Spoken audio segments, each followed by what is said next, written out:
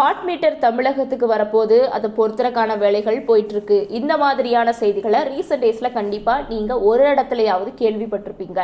முதல் smart meter நம்ம தமிழகத்துக்கு வந்தா எந்தெந்த பயன்கள்லாம் நமக்கு கிடைக்கும், அதே மாதிரி இந்த ஸ்மார்ட் மீட்டர் பொறுத்தறக்கான டெண்டரை அதானி நிறுவனத்துக்கு கொடுத்தமே அது இப்போ எந்த நிலைமையில இருக்கு, சரி அதானி நிறுவனம் தான் இந்த ஸ்மார்ட் மீட்டரை பொருத்தியே ஆகணுமா, வேற ஆப்ஷன்ஸே இல்லையா, இந்த மாதிரியான கேள்விகளுக்கு இந்த வீடியோல நம்ம விடைய பார்த்துடலாம். ஸ்மார்ட் மீட்டர் நம்ம தமிழகத்துக்கு வந்தா என்னென்ன பெனிஃபிட் இருக்கும் அப்படின்னா, எப்பவுமே கரண்ட் பில்ல கணக்கெடுக்கிறதுக்காக மின் வாரியத்திலிருந்து, அதாவது இபி ஆபீஸ்ல இருந்து ஒருத்தவங்க இல்ல 2 பேர் வந்து கணக்கை எடுத்து நம்மளோட கரண்ட் பில் அட்டையில எழுதி வச்சுட்டு போயிடுவாங்க. நம்மளும் அதை ஆன்லைன்ல பே பண்ணலாம், இல்ல நேர்ல போயிட்டு கூட நம்மளுக்கு எவ்வளவு கரண்ட் பில்லோ அதை நம்ம பே பண்ணிக்கலாம். இப்போ இந்த ஸ்மார்ட் மீட்டர் வந்துருச்சுன்னா இந்த மாதிரி மின் ஊழியர்களோ இல்ல இபி ஆபீஸ்ல இருந்தோ வந்து கணக்கெடுக்கணும்னு அவசியம் இல்ல.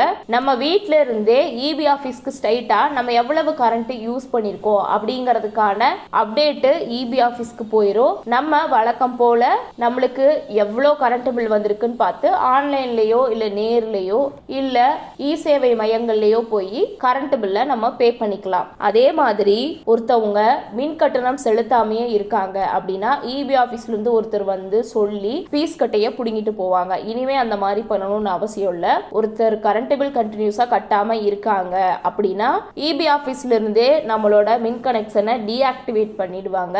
நம்ம ஒரு வேளை பே பண்ணிட்டோம் அப்படின்னா 12 வினாடிகள்லயே நம்மளுக்கு மறுபடியும் மின் இணைப்புகள் வந்துடும். நாங்க கரண்ட் பில் கட்டிட்டோம், எங்களுக்கு மின் இணைப்பு கொடுங்க அப்படின்னு போய் நேர்ல சொல்லணும்னு நம்மளுக்கும் அவசியம் இல்ல, அவங்களுக்கும் நேர்ல வந்துதான் மின் இணைப்பை துண்டிக்கணும்னு அவசியம் இல்ல. சோ இந்த வேலை ஈஸியா முடிஞ்சிடும். இந்த மாதிரியான சில பெனிஃபிட்ஸ் இந்த ஸ்மார்ட் மீட்டர்ல கண்டிப்பா இருக்குன்னே சொல்லலாம். சரி, இந்த மாதிரியான அப்டேட்டான பெனிஃபிட்ஸ் கொண்ட இந்த ஸ்மார்ட் மீட்டர் அமைக்கிறதுக்கான திட்டத்தை அதானி நிறுவனத்துக்கிட்ட டெண்டர் விட்டுருந்தாங்க நம்ம தமிழக அரசு. அது இப்போ எந்த நிலையில இருக்கு அப்படின்னா, தமிழகத்துல ஸ்மார்ட் மீட்டர் கொள்முதலுக்கான சர்வதேச டெண்டரை அதானி குழுமம் கைப்பற்றி இருந்த நிலையில அந்த டெண்டரை தமிழ்நாடு மின் உற்பத்தி மற்றும் பகிர்மான கழகம் ரத்து செஞ்சிருக்காங்க. அதுக்கு என்ன காரணம் அப்படின்னா, அதானி நிறுவனம் குறிப்பிட்டிருந்த தொகையை மின்வாரிய பட்ஜெட்டுக்கு அதிகமா இருந்ததுனால அதானி நிறுவனத்தோட டெண்டரை ரத்து பண்ணிருக்காங்க. சென்னை, திருவள்ளூர், காஞ்சிபுரம் மற்றும் செங்கல்பட்டு மாவட்டங்களுக்கு மட்டும் 82 லட்சம் ஸ்மார்ட் மீட்டர்கள் வாங்க